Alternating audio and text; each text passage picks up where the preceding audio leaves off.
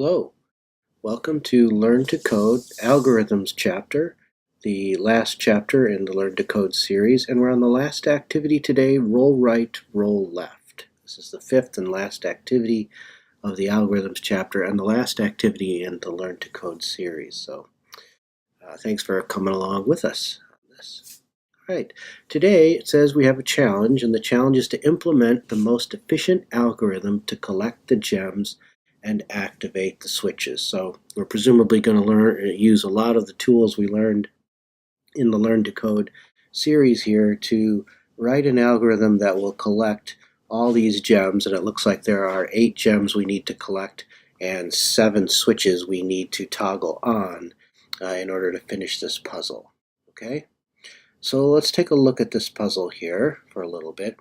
And today we're going to do a lot like what we've been doing for all the other activities, but we're going to put a name to what we've been doing here. And what we've been doing is we're breaking these problems down into smaller and smaller subproblems. And that idea, the idea of breaking a problem into smaller and smaller problems, is called decomposition. Okay? So what we're doing is decomposing a problem into smaller subproblems, and when you do that, it actually makes it a lot easier to solve the problem. Okay? Because now we're just tackling some small subproblems, and after you tackle 3, 4, 5 subproblems, small subproblems, you find that taking care of the big problem is a lot easier, and it's usually done by composing a solution to the problem using all your little pieces that you built along the way. So it looks like if we move forward from where we are here, there's a gem in front of us. In fact, then if we turn to the right, there's a whole row here, and we need to go all the way to the end of this row so that we can pick up these 2 switches on the next row here. And then after we turn around and pick up these next 2 switches, we're going to need to come all the way to the end of this row so that we can turn this corner to the right here and handle this row of gems right here.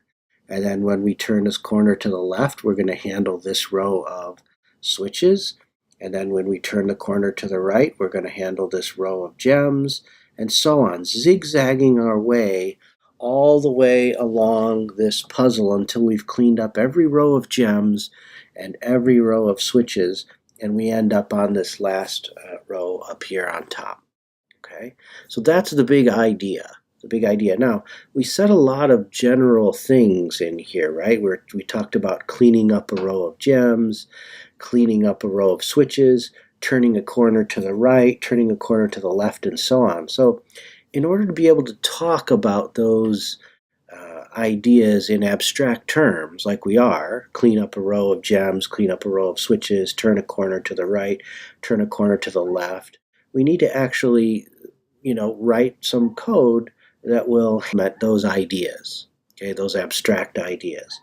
So let's go ahead and do that here. Let's get started in doing that. We'll make some modifications as we go along, but one thing we know we're going to want to be able to do is clean up a row of gems. So if we're, say, on this particular row right here, and we have a couple of gems on it, and we want to move along that row, walk along the row, picking up gems if they're there, we can just keep doing that.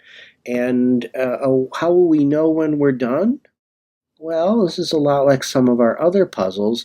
We can just keep moving forward and collecting gems if they're there until we're at the end, and we know we're at the end if we're blocked. Okay? So that's a condition that tells us we're at the end of a row. So this makes sense to maybe make this a while loop here. So remember, we're working on an abstract idea of cleaning up a row of gems, and in order to sort of take that out of the whole puzzle, let's make a function that does that, because we're going to want to do that, let's see, 1, 2, 3, 4, at least 4 times in here. We've got 4 rows of gems we're going to want to clean up. So let's put that into a function. So function clean up row of gems.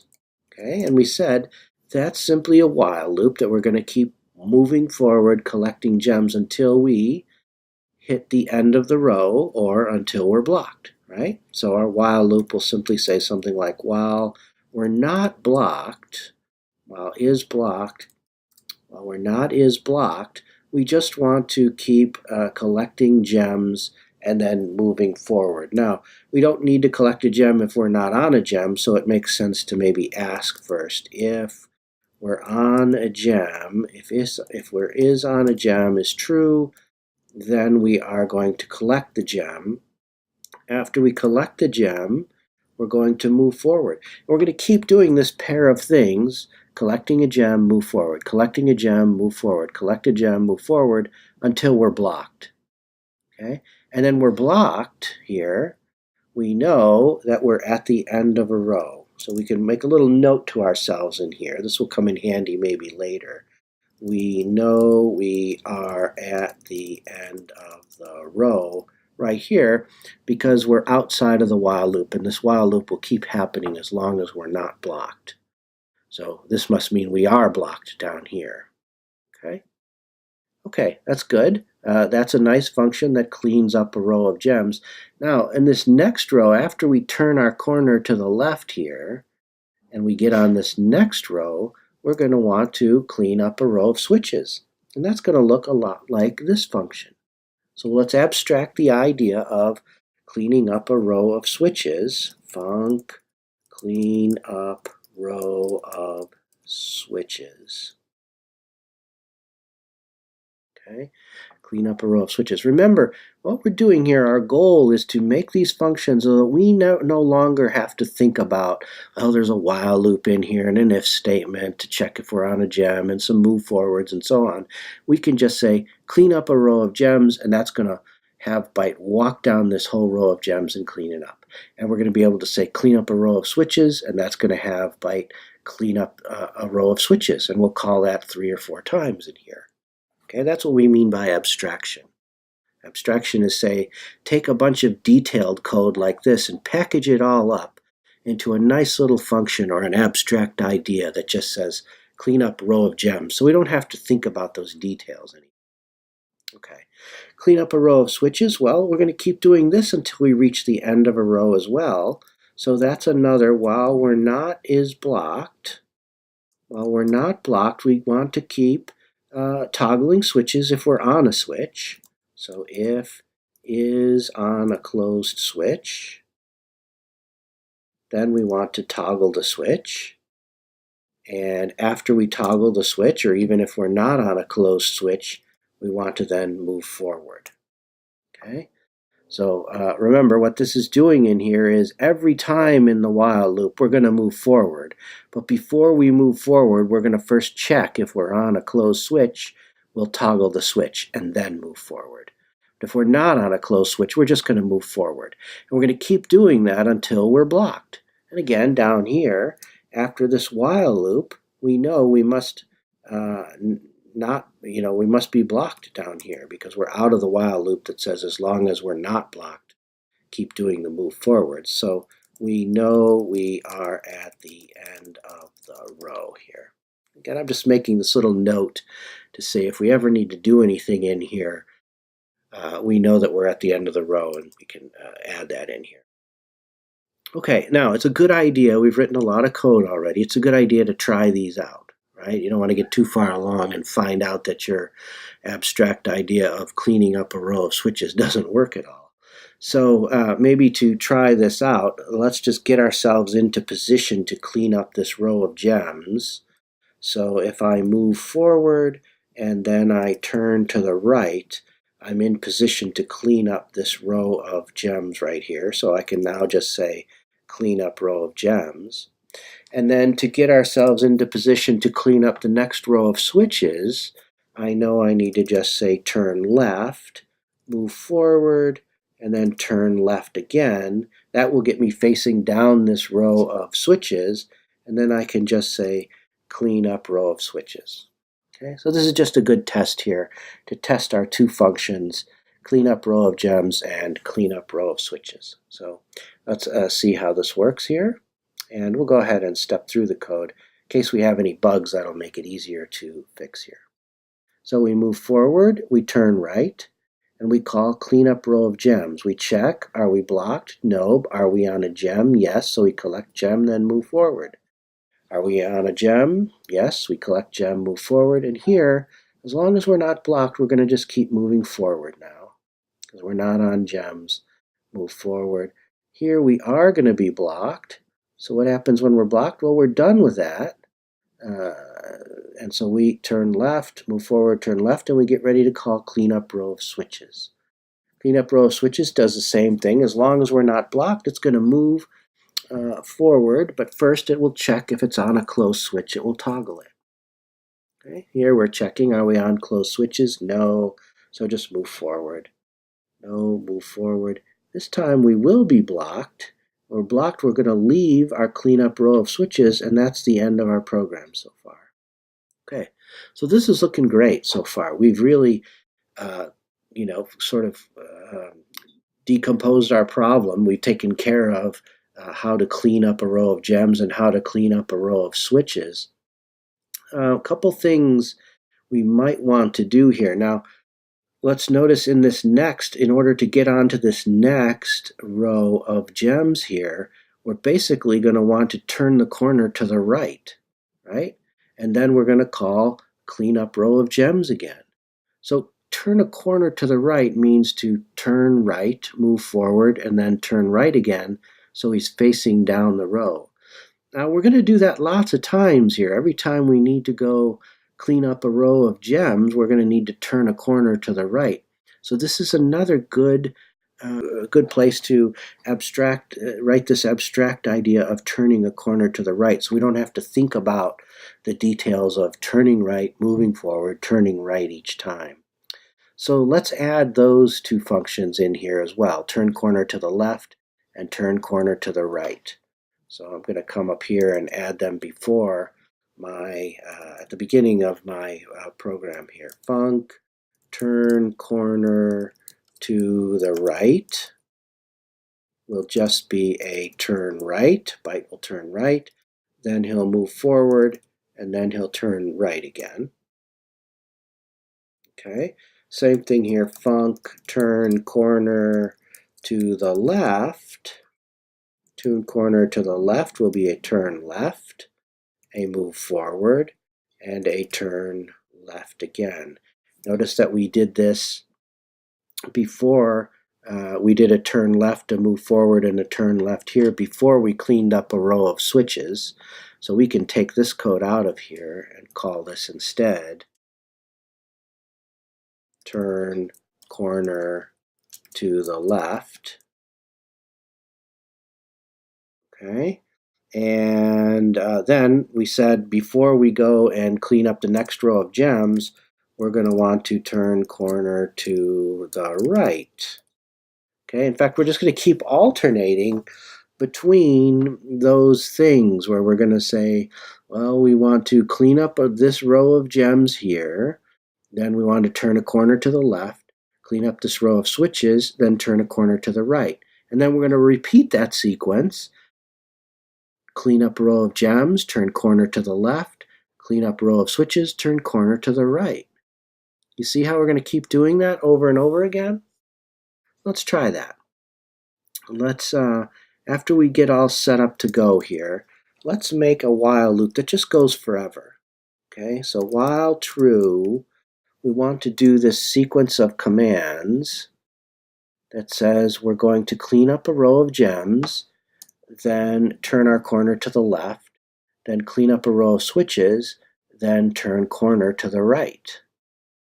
Okay, and then we're going to come back and inside this while loop and clean up a row of gems, turn corner to the left, clean up a row of switches, turn corner to the right, and so on. Let's see, if we just keep doing that forever and ever, let's watch what happens here. That's what this means. While true, since true is always true, we're saying here we can just keep doing this forever. Okay, let's just watch that, and then let's do this in at fast speed here, so I'll run it faster.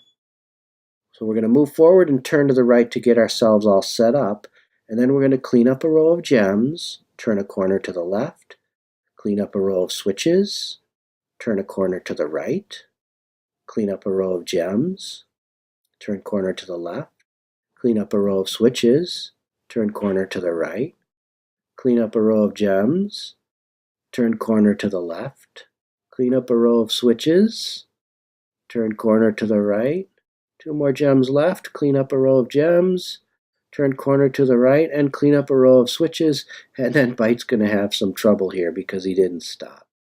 Okay, but that's very nice. We got rid of, in just this simple while loop here, and some abstract ideas, these functions here, turn corner to the right, turn corner to the left, clean up a row of gems, and clean up a row of switches, we took care of all the gems and all the switches we need to.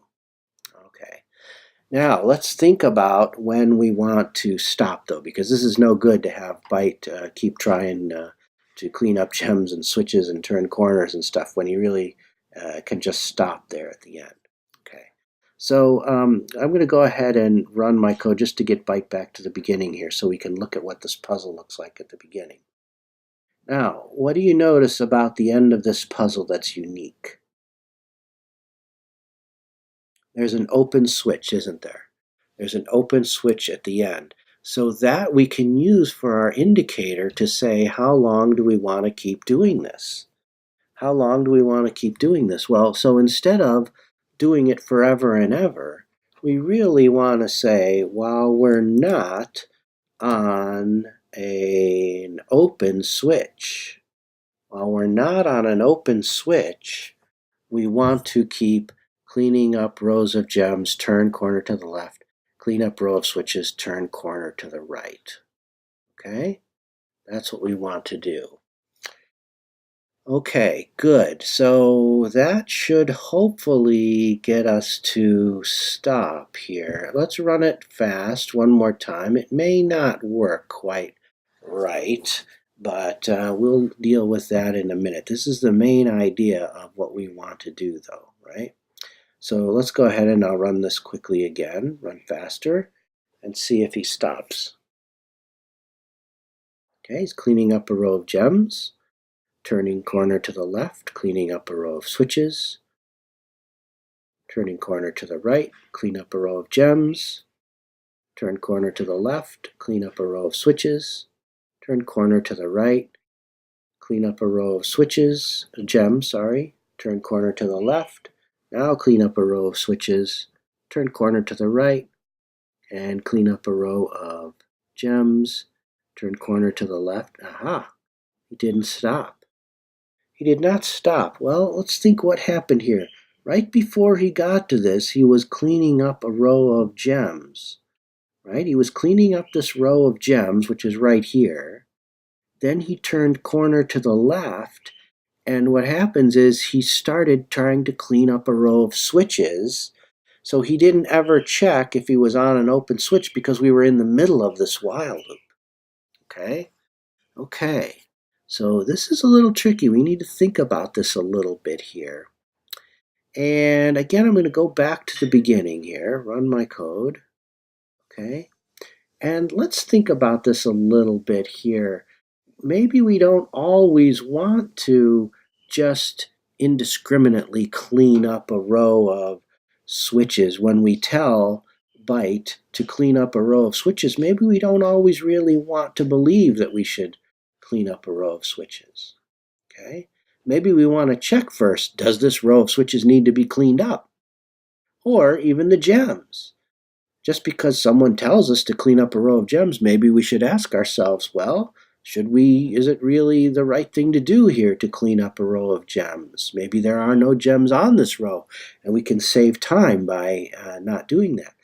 So do you see in this puzzle how we know that when we're on a row of gems, always the first two tiles have gems on them, and then when we're on a row of switches, always the first two rows of tiles have switches on them?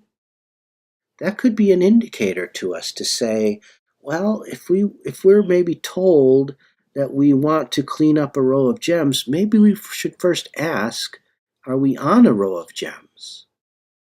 Okay? Or when we're told, should we clean up a row of switches, are we on a row of switches?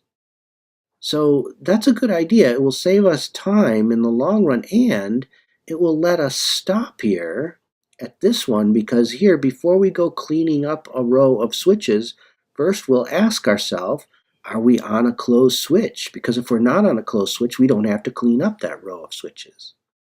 We only have to clean up a row of switches if we're on a closed switch at the beginning of a row. You see how all the rows with switches on them have closed switches at the very beginning? Okay. So we could put this in here, right? Before cleaning up a row of gems, we could ask, are we on a gem? If so, then clean up row of gems. But really, the place that belongs is in this abstract idea, clean up row of gems. Because this is dealing with cleaning up a row of gems. And the very first thing we do when we get in here is let's ask ourselves, are we on a row of gems? Okay? Before we clean it up, we only want to clean it up if we are on a row of gems. So let's go in here and we'll say if is on a gem, if we're on a gem, then we want to go ahead and clean up that row. Okay, if we're not on a gem when we're first told to clean up a row of gems, then we don't even need to do that. Okay? And in this case, the puzzles always start with a row of switches. They always start with a closed switch, so we can do the same thing here. We could say only clean up the row of switches if is on a closed switch. Then we know we're on a row that needs to be cleaned up, and we can do this whole walk along until we're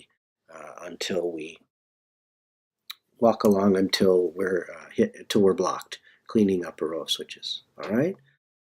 So good. Now our function clean up row of switches will only execute, or all the inside parts of this will only execute if we start off on a closed switch. Then we're going to loop through the whole row and clean everything up, right? All right, great. And one other thing I want to do, as long as we're in here messing around with things, I've noticed that every time we say clean up a row of gems, we always turn corner to the left after. Okay, so when we're cleaning up a row of gems and we find out that we're blocked and we stop that function, then we turn corner to the left. Okay, well, we could, if we wanted to, we could say, well, we know that inside clean up row of gems, we know we're blocked right in here. We could put that turn corner to the left right in here if we wanted to, couldn't we?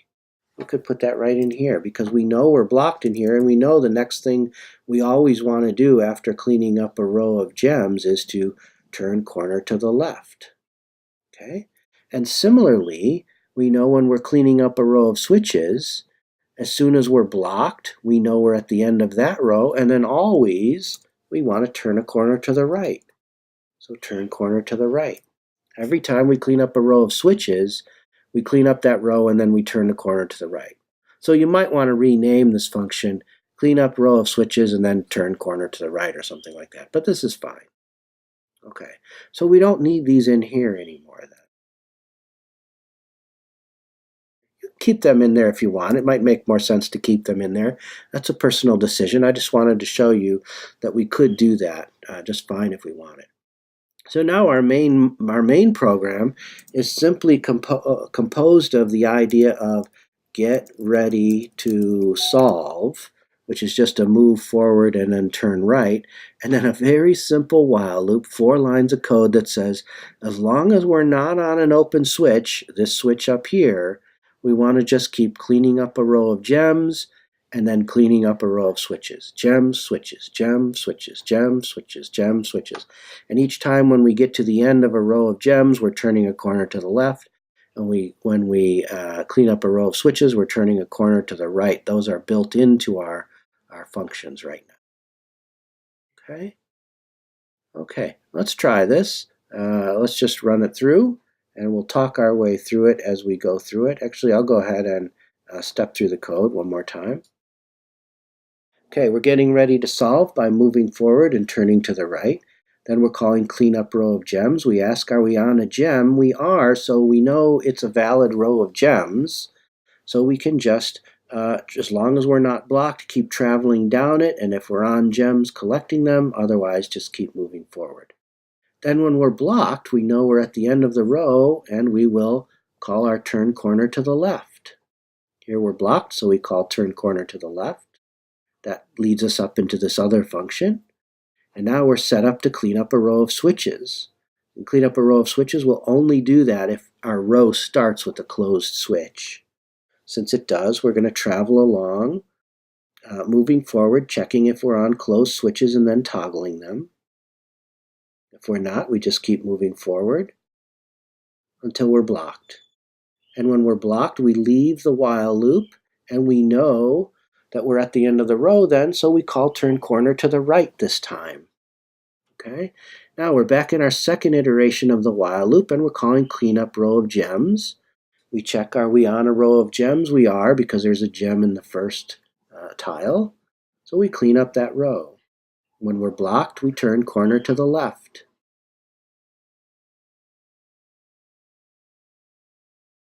Okay, we're blocked, we turn corner to the left.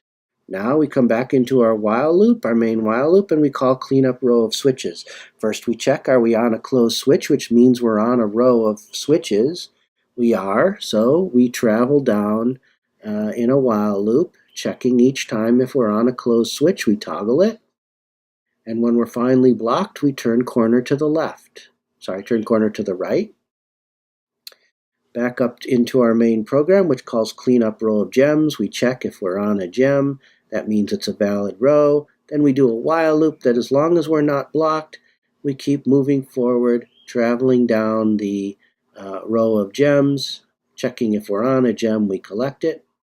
Finally, when we're blocked, we know we're at the end of the row, and we turn our corner to the left. Okay, turn corner to the left, we move back into our while loop and clean up this row of switches. Clean up a row of switches checks to be sure we're on a valid row of switches, which means there must be a switch at the beginning when we first enter in there. If there is, we go into a while loop that says as long as we're not blocked, we keep moving forward each time, first checking to see if we're on a switch, then toggle it. Then we turn corner to the right.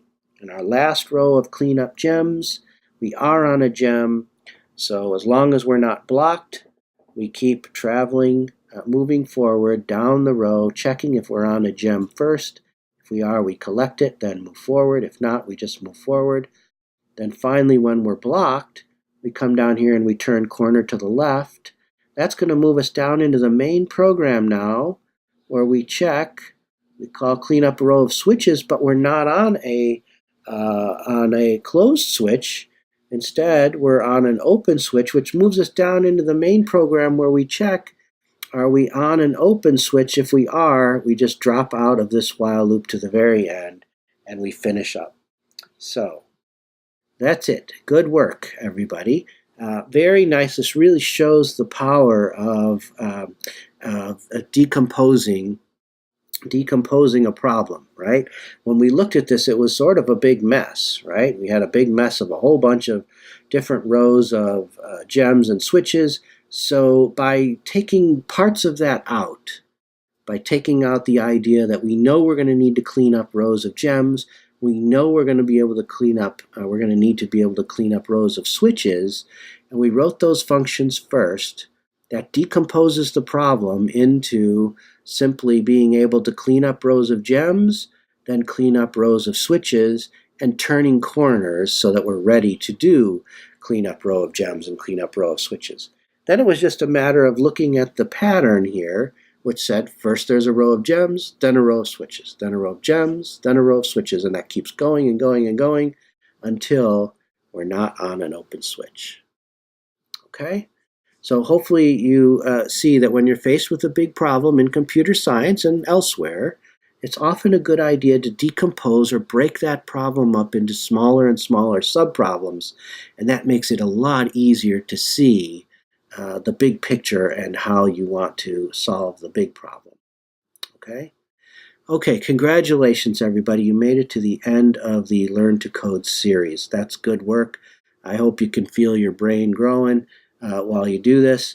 If you want, take a break, and as always, if your solution didn't look like mine, and you like the way my solution looks more than yours, that's perfectly fine. If you don't, stick with yours. That's good too. But if you like this one and you want to try to reproduce it yourself, take a couple days off and put it away and see if you can write it more similar to the way I wrote it. And again, I started by decomposing this problem into smaller and smaller pieces. Okay. One other thing here, hopefully you're excited to move on to Learn to Code 2. We're going to continue making these videos. So if you want to look at our solutions and listen to me talk about each of the problems, then feel free. We'd enjoy having you along. Also, if you like these videos, go ahead and like them or share them with friends, or subscribe to the channel. If you'd like to, any way you want to share this with other people who are learning how to code, that would be just great. Help them out a little bit too. So thanks a lot, everybody. Good job, and we'll see you in Learn to Code 2.